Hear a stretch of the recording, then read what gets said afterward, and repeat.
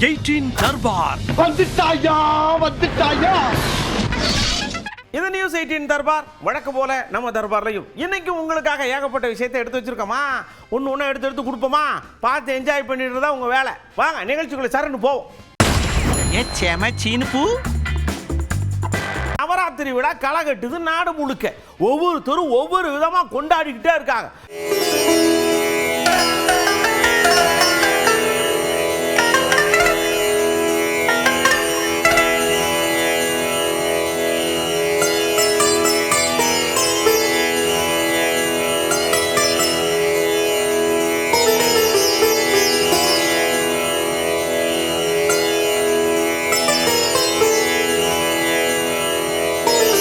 உங்களுக்கு வயசாகி போச்சு, இனிமே நீங்க அரசு பணியில தொடர்ச்சியா வேலை பார்க்க முடியாது, உங்களுக்கு ஓய்வு கொடுக்குறோம் போங்கன்னு மக்க மனுஷருக்கு கொடுப்பாங்க.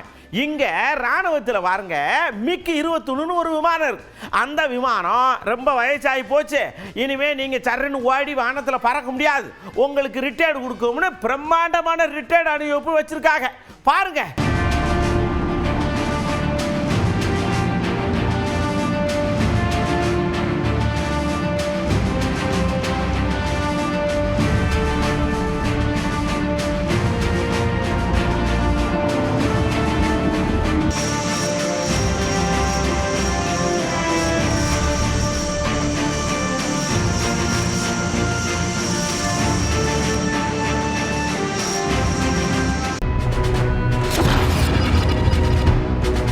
படிக்கிறதுனால் ஆன பயன் என்ன?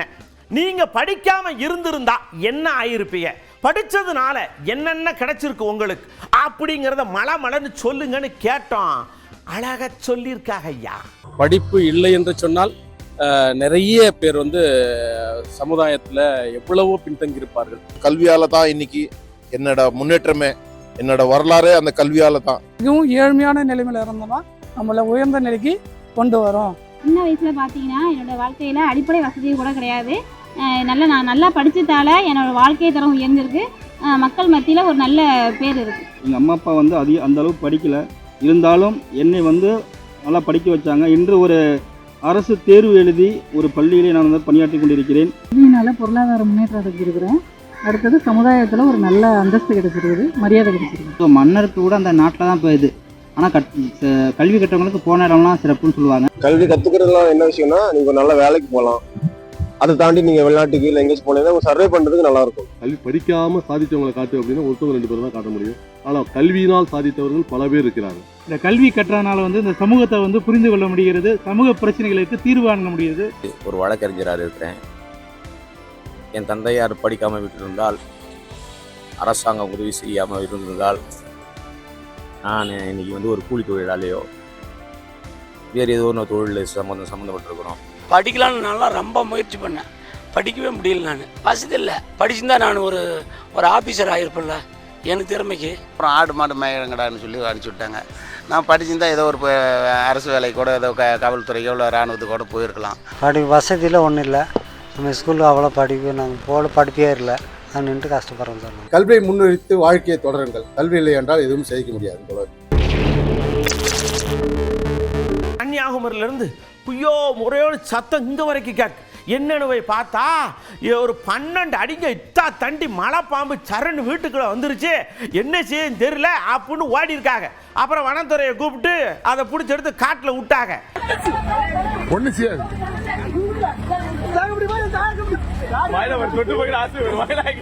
உள்ள சாக்க உள்ள போடு, பின்னாடி போலாம். நீ போ, தலை உள்ள விடாத மாமா.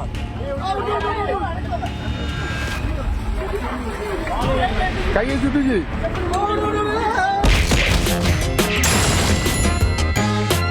அடுத்த நாம நேரம் கவுண்டர் அட்டாக்குள்ள போறோம். ஒருத்தர் மைக்கு முன்னாடி ரொம்ப வேதனை கலந்த குரல்ல தன்னுடைய வேதனையை வெளிப்படுத்துறார். யாரையும் அரசியல் ரீதியாக சந்திக்கவில்லை என்பதை நான் மீண்டும் ஒரு முறை வலியுறுத்தி தெரிவித்துக் கொள்கிறேன். இந்த வதந்தியை சில பேர் வேண்டுமென்றே பரப்பி வருகிறார். அது எனக்கு வேதனை அளிக்கிறது என்பதையும் நான் இந்த நேரத்திலேயே பணிவன்போடு தெரிவித்துக் கொள்கிறேன். சில பேரை சந்தித்தாக குறிப்பிட்டார்கள். என்னை பொறுத்தவரையிலும் இன்று வரையிலும் குறிப்பிடுகின்ற யாரையும் நான் சந்திக்கவில்லை என்பதும் நான் இந்த நேரத்திலே தெளிவாக தெரிவித்துக் கொள்கிறேன். இதுபோன்ற வதந்திகளை பரப்பி எனக்கு ஒரு அவைப்பாளர் வர வேண்டும் என்ற நோக்கத்தோடு சில பேர் திட்டமிட்டு இந்த செயல்பாடுகளை செய்து வருகிறார்கள். அது எனக்கு மிகவும் வேதனையளிக்கக்கூடிய ஒன்றாக இருக்கிறது என்பதை தெரிவித்துக் கொள்கிறேன். அவசரத்துக்கு நமக்கு பசிச்சா வீட்டில் இருக்கிற மீந்து போன இட்லியை உதுத்து போட்டு தேவையான எண்ணெயை ஊற்றி அப்படியே தாளித்து சூரிய வம்சத்தில் கொடுக்குற மாதிரி கொடுப்பாங்க. சாப்பிட்டு கம்புன்னு இருப்போம். ஆனால் இங்கே ஒருத்தர் இட்லியும் கொஞ்சம் எடுத்துக்கிட்டு தோசையும் கொஞ்சம் எடுத்துக்கிட்டு அதை உதுத்து போட்டு உப்புமாவாக கிண்டி கொடுக்கார். இட்லி திமுகவா, தோசை அதிமுகவா, ரெண்டையும் போட்டு கிண்டுறாராம். கிண்டுறது யார் தெரியுமா? நம்ம விஜயா. சொல்றது யார் தெரியுமா? நம்ம சீமா அண்ணாச்சி. அவர் என்ன செஞ்சிருக்காரு பாருங்க. திமுகல 2 இட்லி எடுத்துட்டாப்ல, திமுகல 2 இட்லி எடுத்துட்டாப்ல, அதிமுகல 2 தோசை எடுத்துட்டாப்ல, எல்லாரும் 2ஐயும் பிச்சு போட்டு ஒரு உப்புமா கிண்டிட்டாப்ல.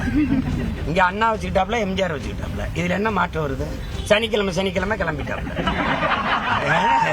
ஏன்னா நீங்க என்ன இதுல மாற்றம்ங்கிற சொல்லையே அவர் சொல்லலையே. கல்வி இப்படி இருக்கு, இப்படி மாத்துறேன். மருத்துவம் இப்படி இருக்கு, இப்படி மாத்துறேன். ஏதாவது ஒண்ணு சொல்லுங்க. மாற்றம்னா என்ன? அண்ணன் இன்னொரு விஷயத்தை எடுத்து வைக்கார். ஐயா, பரப்புரைனா எப்படி இருக்கணும், அப்படி மாநாடுனா எப்படி இருக்கணும், ஒரு பேச்சுன்னா எப்படி இருக்கணும். விஜய் பேசுறதெல்லாம் பேச்சா? என்னையா பேசுறாரு? சொன்னார்களே செஞ்சார்களா? சொன்னார்களே செஞ்சார்களா? செய்வீர்களா? இந்த இடத்தில் தொடர் வண்டி விடுகிறீர்களை விட்டார்களா? அங்கே வந்து அதை செய்தவர்களை செஞ்சார்களா? கோர்ட்ல தங்கச்சி, இது பரப்புரைன்னு நினைக்கிறீங்களா? இதெல்லாம் ஒரு பரப்புரைன்னு நினைக்கிறீங்க? மக்களின் வலியை மனதிலிருந்து ஒருத்தர் மொழியில் எடுத்து பேச முடியல அப்படின்னா என்னது? ஒரு வீட்டு பாடம்னு ஒண்ணு இல்லையா? நம்ம உதயநிதி ஸ்டாலின் எடப்பாடி ஐயாவை விமர்சனம் பண்றார். என்னன்னு? அவருக்கு எம்ஜிஆர் ஐயா முகமே மறந்து போச்சு. எங்க திரும்பினாலும் அமித்ஷா ஐயா முகம்தான் அவருக்கு நினைவுல இருக்கு. அவங்க கட்சி தலைவர் யாருன்னு மறந்துட்டாரு. திரு எம்ஜிஆர் உடைய முகமே அவருக்கு மறந்துருச்சு. சிலையை திறந்து வச்சுட்டு கூட்டத்தில் பேசுறாரு. பேருங்க அண்ணா சிலையை திறந்து வச்சுட்டேன் அப்படின்னு. கீழே இருக்கவங்க தான் அண்ணா என்ன அது அவர் இல்லைண்ணே. ஐயோ, திரும்பி பார்த்துட்டு சாரி இது வந்து இவரு எம்ஜிஆர் தானே இவரு. இப்படி கட்சியை மறந்துட்டாருன்னு பார்த்தா கட்சி தலைவரையும் மறந்துட்டாரு. ஏன்னா இப்ப அவருக்கு தெரியறதெல்லாம் வெறும் அமித்ஷா முகம் மட்டும்தான். எம்ஜிஆரை பார்த்தா கூட அவருக்கு அமித்ஷா முகம் தான் ஞாபகத்துக்கு வரும். அப்படி ட்ரெயின் பண்ணி வச்சிருக்காங்க பிஜேபி. அடுத்து உதயநிதி ஐயா ஒரு விஷயத்தை ரொம்ப தெளிவா சொல்றாங்க. இந்த வார நாள், வார இறுதி நாள், சனிக்கிழமை, வெள்ளிக்கிழமை இதெல்லாம் நமக்கு கிடையாது அப்படின்னு ஆணித்தரமா அடிக்கார். பல மாவட்டங்களுக்கு சுற்றுப்பயணம் போவோமா. நான் வாரத்தில் அப்படி ஒரு 4-5 நாள் வெளியூர்ல தான் இருப்பேன். நான் வெறும் சனிக்கிழமை மட்டும் வெளில வர மாட்டேன். ஞாயிற்றுக்கிழமை கூட வெளில சுத்திட்டு தான் இருப்பேன். இன்னைக்கு என்ன கிழமை கூட எனக்கு தெரியாது. இன்னைக்கு வெள்ளிக்கிழமையா தெரியாது. நான் அதை கிழமை பார்க்க மாட்டேன். ஒரு அம்மா அமெரிக்காவில் இந்த செப்பு சம்மா மாதிரியான விளையாட்டு பொருள் கிட்டத்தட்ட ஒரு 500 சொச்சம் பொருளை எடுத்து சேர்த்து வச்சு அதை பார்த்த உடனே அடேங்கப்பா இப்படியா அப்படின்னு கின்னஸுக்காரங்க வந்து ரெக்கார்டை போட்டு இதை கொடுத்து விட்டாங்க. இப்போ அது ட்ரெண்ட் ஆகி போச்சு. இனிமேல் நீங்களும் உங்கள் வீட்டில் செப்பு ஜாமான் இருந்துச்சுன்னா எடுத்து பத்திரப்படுத்தி வைங்க. நாளை பின்ன கின்னஸுக்காரங்க தேடி வந்தாலும் வருவாங்க.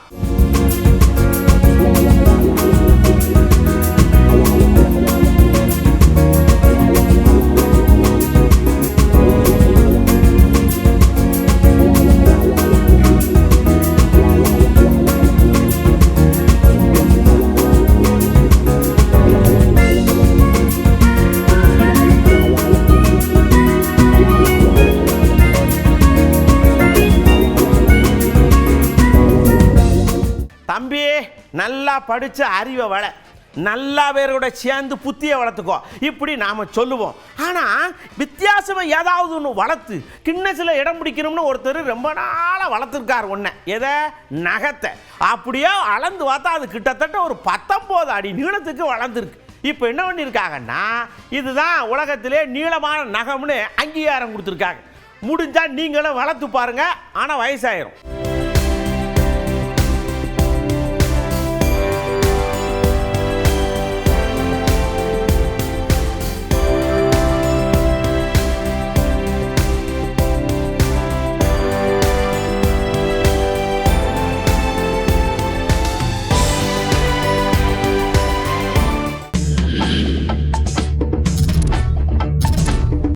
விழிப்புணர்வு நிகழ்ச்சியை நாமக்கல்ல நடத்தி இருக்கிறாங்க. சைகை மொழி பேச்சு அப்படின்னு உண்மையிலேங்க மற்றவர்களுடைய உணர்வுகளை சைகை மூலமா காண்பிச்சு புரிஞ்சுக்கிட்டு அதுக்கு தகுந்த மாதிரி நடக்கிற இடம் இருக்கு பாருங்க, அதுதாங்க சொர்க்கம்.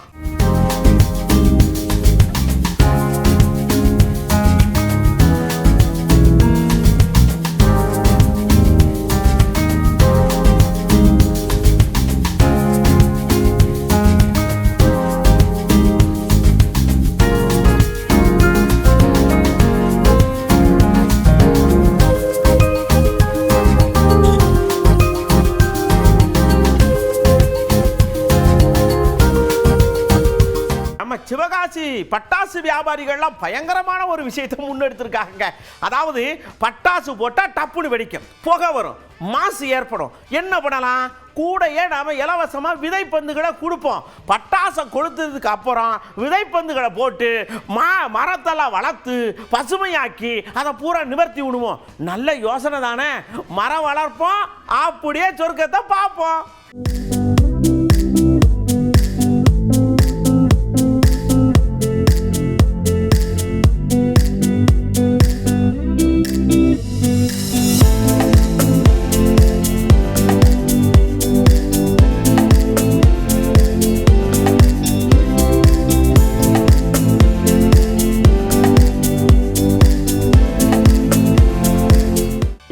பார்த்த விஷயங்கள்லாம் கண்டிப்பாக உங்களுக்கு பிடிச்சிருந்ததா? அடுத்த தர்பாரில் ஏகப்பட்ட விஷயத்தோடு நான் உங்களை சந்திக்கிறேன். அதுக்கு முன்னாடி ஒரே ஒரு விஷயத்தை சொல்கிறேன். நாம் வண்டி ஓட்டும் போது செல்ஃபோன் பேசாதீன்னு சொல்லுதோம். ஆனால் அதுக்கு ஏருக்கு மாற இப்போ என்ன ஒன்று தெரியுமா? வண்டி இப்படி ஓட்டிக்கிட்டே இருக்காங்க, திடீர்னு ஃபோன் வருது, இப்படி நெளிச்சுக்கிட்டு பேண்ட் பாக்கெட்லேருந்து இப்படி எடுக்கிறாங்க, எடுத்து டைப் பண்ணுறாங்க. வண்டி போய்கிட்டே இருக்குது, பக்கத்து வண்டிக்காரெல்லாம் திணறான். ஏன் இப்படி அலிசாட்டியம் பண்ணுறியன்னு தெரியவே மாட்டேங்க. தயவு செஞ்சு வண்டி ஓட்டுறது உயிர் பாதுகாப்போடு இருக்கணுன்றதுக்காக. சரியா? அடுத்த தர்பாரில் சந்திக்கிறேன். அதுவரை உங்களிடமிருந்து அன்போடு விடைபெற்றுக் கொள்வது உங்கள் அன்பு நண்பன் எழில். வணக்கம் மக்களே. 18 தர்பார் வந்துட்டாயா.